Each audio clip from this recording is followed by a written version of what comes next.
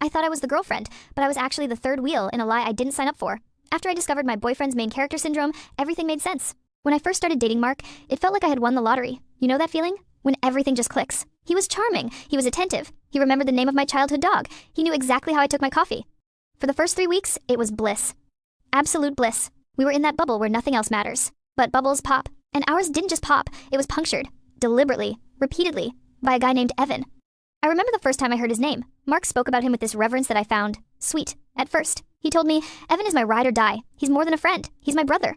I thought it was green flag behavior. A guy who has deep platonic male friendships? That's healthy, right? That means he's loyal. Mark told me that they had been through hell together. He dropped hints about a dark past and shared trauma, but he never gave specifics. Just enough to make me feel like I needed to respect the bond. So, when Evan showed up on our 4th date, I smiled. We were supposed to go to this Italian place downtown. It was a reservation I had to fight to get. When Mark picked me up, there was someone in the passenger seat.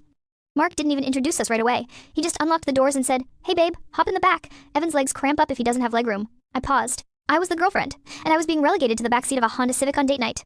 But I didn't want to be that girl. The cool girl goes with the flow, right? So I climbed in. Evan turned around. He looked completely normal. He wasn't broken. He wasn't limping. He just gave a little wave and said, "Sup." That dinner was the longest 2 hours of my life. Mark didn't look at me. He didn't ask about my day. He and Evan spent the entire time reminiscing about a road trip they took in 2018. I sat there, twirling pasta on my fork, effectively invisible. When the check came, Mark paid for Evan. He didn't even ask. He just slid his card down and said, "I got you, brother." I paid for myself. I told myself it was a one-off. I told myself Evan was just having a bad week. I was wrong. A month in, things started getting weird. Not just annoying friend weird. Boundary violating weird. I gave Mark a key to my apartment. It was a big step for me. I value my privacy. 2 days later, I came home from work early. I had a migraine. I just wanted to crash on the couch and rot in front of the TV. I unlocked my door, and I heard voices. My heart stopped. I thought someone had broken in. I crept down the hallway, grabbing my heavy umbrella as a weapon. And there they were. Mark was in my kitchen, making a sandwich. Evan was on my couch, feet up on my coffee table, playing my PlayStation. They both looked up like I was the intruder. "Hey babe," Mark said, casually slicing a tomato. Evan's internet was down, so we figured we'd hang here. I lowered the umbrella. I could feel the rage bubbling up in my throat. "Mark," I said, my voice shaking. "I gave you a key, not Evan." Evan didn't even pause the game. He just said, "Relax, I'm not gonna steal your silverware." Mark laughed. He actually laughed. "Don't be dramatic," Mark told me. "He's family. What's mine is his. What's mine is his." That phrase haunted me, because it wasn't just about the apartment. It felt like he was talking about me, like I was just another asset Mark had acquired that Evan was entitled to use. I tried to kick them out. I really did. But then came the guilt trip. The weapon Mark used every single time. Mark pulled me into the bedroom, closing the door. His face changed. The playful boyfriend was gone. He looked tormented. "You don't understand," he whispered. "Evan is going through a really dark time right now. He's playing FIFA," I snapped. "He looks fine." "He masks it," Mark said intensely.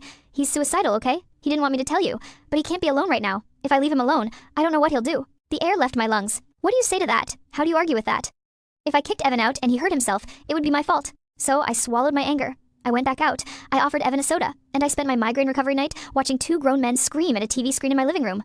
The breaking point should have been the Valentine's Day incident, where Mark bought Evan a bro-time gift that was more expensive than the necklace he got me. But no, I stayed. I was deep in the manipulation fog. The real nightmare was the cabin trip. 3 months in, I was desperate for intimacy. We hadn't been alone in weeks. Every dinner, every movie, every walk in the park, Evan was there. I booked a cabin. Expensive. Secluded. No cell service. I told Mark, "Just us. Please. I need to reconnect with you." He agreed. He actually promised. He looked me in the eye and said, "You're right. We need this." We drove up on a Friday. The first few hours were magical. We made a fire. We drank wine. We actually talked. For the first time in forever, I felt seen. Then, around 9 p.m., headlights flashed through the window. My stomach dropped. I looked at Mark. He wouldn't meet my eyes. "Mark," I said, "who is that?" He scratched the back of his neck. "So, Evan called me right before we left." He was spiraling. His dad, you know the situation with his dad. I didn't know the situation. I just knew it was bad. "Mark, tell me you didn't invite him." The door burst open before he could answer. Evan walked in, carrying a duffel bag and a case of beer. "Honey, I'm home," he yelled. I felt something snap inside me. "Are you kidding me?" I screamed. "This is a romantic getaway." Evan looked at Mark. "She's moody." Mark rushed to me, grabbing my hands. "Please, just for tonight." He drove 3 hours. "We can't turn him away. It's freezing out there." "He has a car," I yelled. "He can drive back." "He can't," Mark said, his voice dropping to that serious hushed tone again. "He's been drinking, and he's fragile. Just let him crash on the couch. Please, do it for me. Fragile." I looked at Evan. He was cracking a beer, looking around the cabin with a smirk. He didn't look fragile. He looked entitled. That weekend was hell on earth. Evan didn't sleep on the couch. He slept in the spare bed in the loft, which had no door. He snored so loud the floorboards vibrated. The next morning, I woke up to find Evan eating the breakfast I'd packed. "These bagels are stale," he told me. Mark just sat there drinking coffee, watching Evan with this weird, intense focus. That's when I noticed the gaze. I was sitting right next to Mark. My hand was on his knee. But Mark wasn't looking at me. He was watching Evan chew. He was waiting for Evan to speak. If I made a joke, Mark would offer a polite chuckle. If Evan made a joke, even a stupid, unfunny one, Mark would lose it. He would laugh until he was wheezing. I felt like a ghost. We went for a hike that afternoon. The path was narrow. Mark didn't walk behind me to make sure I was safe. He walked ahead with Evan. I trailed 20 feet behind them, watching them shove each other and laugh. At one point, Mark stopped to tie his shoe. I caught up to him. "Mark," I whispered, "I feel like I'm third-wheeling my own relationship." He stood up and looked at me with genuine annoyance. "Why are you so jealous?" "It's not a competition. It feels like one," I said, "and I'm losing." "You're being crazy," he said. "Evan has nobody. His mom is dead. His dad is abusive. He has no siblings. I am literally his only lifeline. Can you have a little compassion?" There it was again. The dead mom card. I shut up. I walked the rest of the trail in silence. When we got back from the cabin, I felt drained. I started recounting the stories Mark had told me about Evan. His mom died of cancer when he was 6. His dad was an alcoholic who disowned him. He was an only child. He had massive medical debt from a car accident where Mark saved his life. He had severe social anxiety and couldn't make new friends. It was a tragedy of Shakespearean proportions. But something wasn't adding up. If Evan had severe social anxiety, why was he so comfortable barging into my house? If he had massive debt, how could he afford the new iPhone I saw him using? If he was an orphan with no family, who was he texting all the time? I started watching them closer. I noticed the dynamic wasn't just best friends. It was performative. Mark would ask Evan's permission for things without actually asking. "Hey Evan, is it cool if we get Thai food? Hey Evan, do you mind if I stay at her place tonight?" It wasn't that Mark loved Evan. It was that Mark seemed terrified of displeasing him. Or maybe Mark was terrified of boring him. It felt like Mark was the court jester, and Evan was the king. And I was just Terry the scenery. The prop Mark used to show Evan he was a normal guy with a girlfriend. I couldn't take it anymore. The final straw was my birthday. I didn't want to party. I wanted a quiet dinner. Just us. Mark swore up and down that Evan was busy. "He's visiting his aunt's grave," Mark said solemnly. "He won't be around." I arrived at the restaurant. Mark was there. And there was a third place setting. I didn't even sit down. Mark saw my face and stood up. "Wait, let me explain."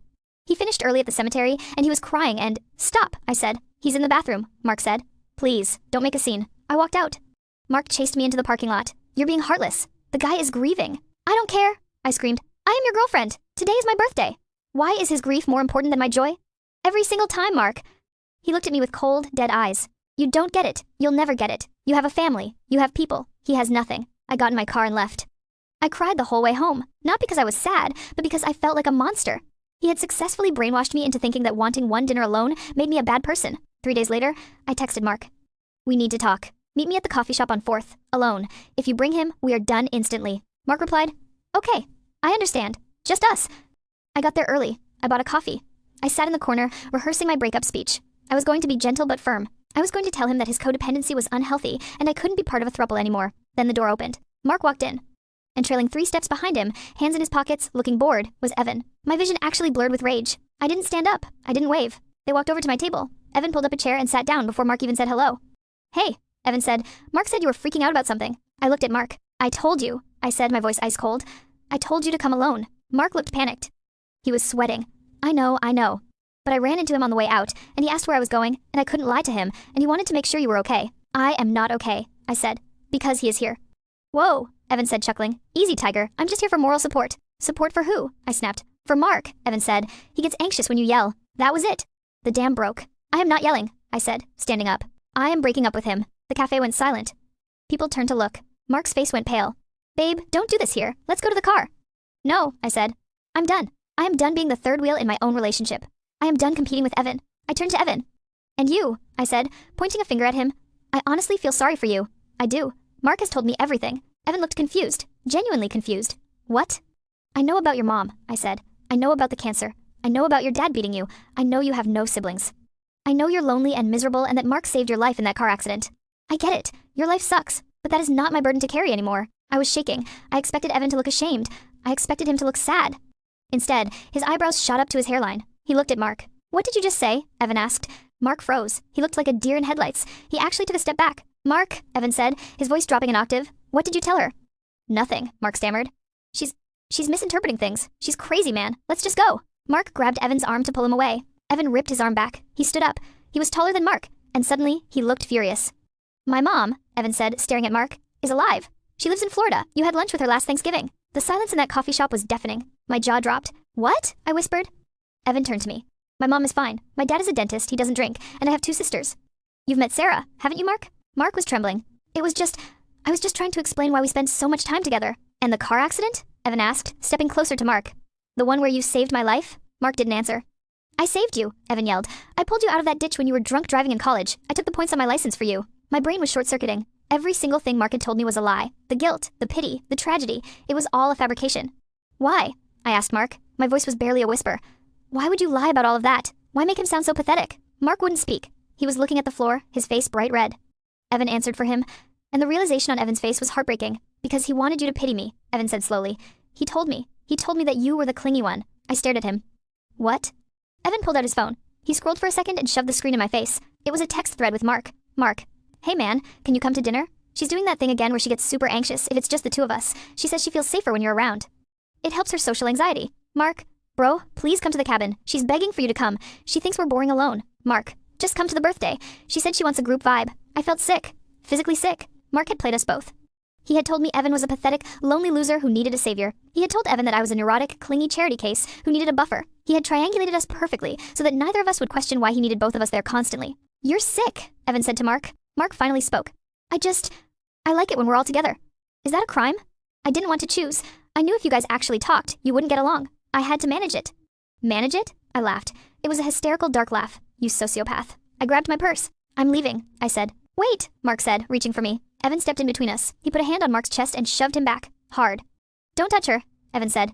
And don't call me? We're done. I walked out of that coffee shop. Evan followed me out. We stood on the sidewalk for a second. The awkwardness was gone, replaced by a shared shock. I have a fiancé, Evan said suddenly. She's doing a semester abroad in London. That's why I was free so much. He told me you were single and nobody wanted you, I said. Evan shook his head. He told me you were obsessed with me, that you had a crush on me, and he was trying to let you down easy by letting us hang out. We stared at each other. The layers of manipulation were so deep, so complex. I'm sorry, Evan said. I ruined your dates. I'm sorry, I said. I thought you were a leech. I guess we both were, he said. To him, I blocked Mark on everything before I even got to my car. But the story doesn't end cleanly. A few weeks later, I got a DM from a girl. It was Evan's fiancé. She had come back from London. Evan had told her everything. She told me that Mark had tried to contact Evan. Mark had shown up at Evan's house, crying, screaming that I had ruined their friendship, that I was the liar. But Evan had the texts. She told me something that chilled me to the bone. She said, Evan realized something. Mark never wanted a girlfriend, and he never really wanted a best friend. He wanted an audience. He wanted to be the main character of a tragedy that didn't exist. I think about that a lot. I think about the way Mark watched Evan eat, the way he waited for Evan to laugh. I realized that I wasn't competing with another person. I wasn't even competing with Evan. I was competing with Mark's need to be the glue, the hero, the martyr. He needed Evan to be broken so he could be the savior. He needed me to be insecure so he could be the protector. When the truth came out, and we were just normal people with normal lives, he had no use for us anymore. I'm single now. I enjoy the silence. I go to the movies alone. I eat dinner alone. I walk around the mall alone. And for the first time in months, I don't feel lonely. I feel free. Because I'd rather be alone than be a prop in someone else's play.